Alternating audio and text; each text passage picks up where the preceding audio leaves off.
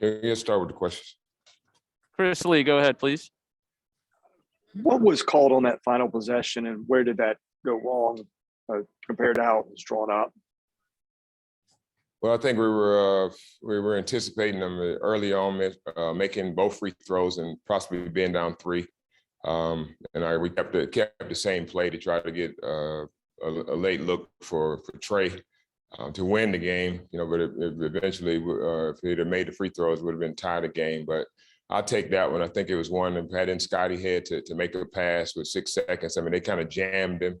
I think if he catches it and he has a break, then it has plenty of time to execute what we wanted to execute.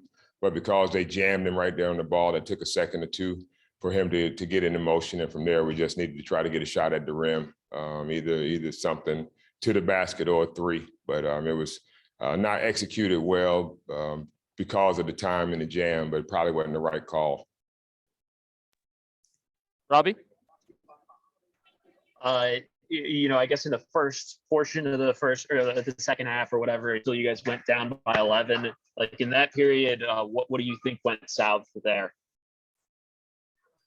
It's just a good basketball team. You're in the SEC, you're going to have teams that play well. This team has been talked about, and we've been here and there. And coming into this game, they were talking about, their slow start. So we knew that they were going to come out and have a lot of energy, and they did come out. I thought we even though they shot a good percentage, they took the shots that we wanted them to take. I mean, we were real conscious of them shooting the 3-pointer. In this game, they had really good 3-point shooters, even guys that hadn't shot it well. They've been very capable of shooting it. So I thought we did a good job of covering the threes. They were only 1 for 7 in the first half, but they did step up and make some mid-range twos to give them a little cushion at halftime, and they got some big efforts out of Levesque and Gray. Those guys came in and gave them some good paint points, and for us, thought we had good looks, had some good opportunities. We had some shots around the rim that didn't fall for us, and then you look at there in the 2-point game, we still left 10 free throws. Out there, we make half of those, then we're feeling a little bit better about ourselves right now. Chris Harris? Hey, Jerry, just curious your thoughts on your guys' transition defense in the second half and allowing some of those easy buckets that SC got that allowed them to kind of extend their lead up to 11. Yeah, it was poor offense. It was just not even necessarily poor offense, just poor decisions. They got a lot of in transition off of our live ball turnovers. I mean, I think we do a pretty good job in our transition defense once a shot is taken and we're able to crash the boards and we get 2 guys back to help defend in transition. But it's hard whenever you have live ball turnovers and guys are still in the mindset of executing the play, and then all of a sudden there's a turnover. We got to get better at that. Scotty wasn't really sharp there with some of his decisions. Dusty has 7 turnovers, but he'll clean that up and he'll be better. Chris Lee, did you have another? I did. Jerry, you guys did a lot of stuff defensively in the second half, including a lot of things you don't do, the majority of the time. There was a lot of zone. You had a lot of full court press at times. Just what was the thinking behind what you guys did defensively in the second half? Well, we're just mixing it up a little bit. I mean, they had a pretty good they was punching it inside. We had some foul trouble. And then Q picked up 3. Jermaine, had some foul trouble. Miles picked up some. So again, just to try to protect us a little bit, we went to a little bit of a zone. We got down a little bit, so we wanted to speed the game up. We were able to create some turnovers there. We went to our 1-3-1. All things that we have in our package, but we're a good man-to-man team. So for the most part, we would like to stick to our man-to-man. But when teams, are shooting, making shots, and feeling like they figured us out in our man-to-man, we have some other things that we can go to, and we went to those today. One more, if you don't mind. When Quentin got his second with about 6.5 left in the first half, you sat him down. They kept punching it inside again and again and scoring there. How much did his absence hurt you guys in that spell?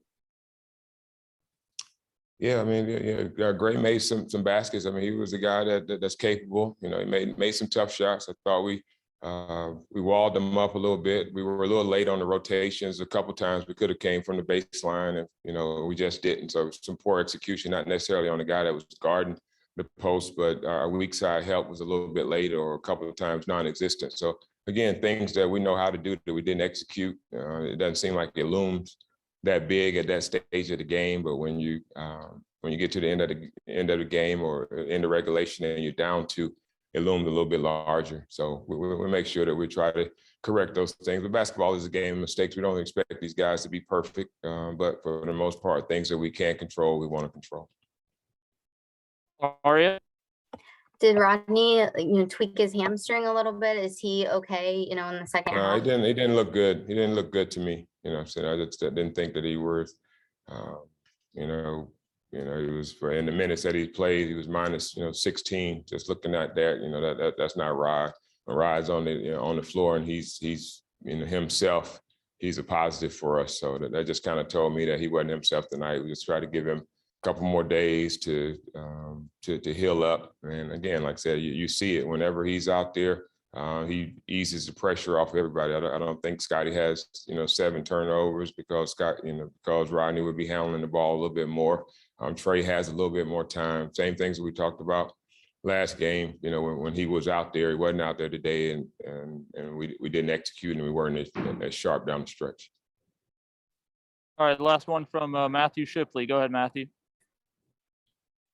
Hey, Coach, how do you expect your team to improve, and what do you expect of them the next few days as you get ready for a tough Kentucky team coming into town on Tuesday? Yeah, every game is tough. I mean, we know that in this league, there's no nights off. I mean, South Carolina is a very good team.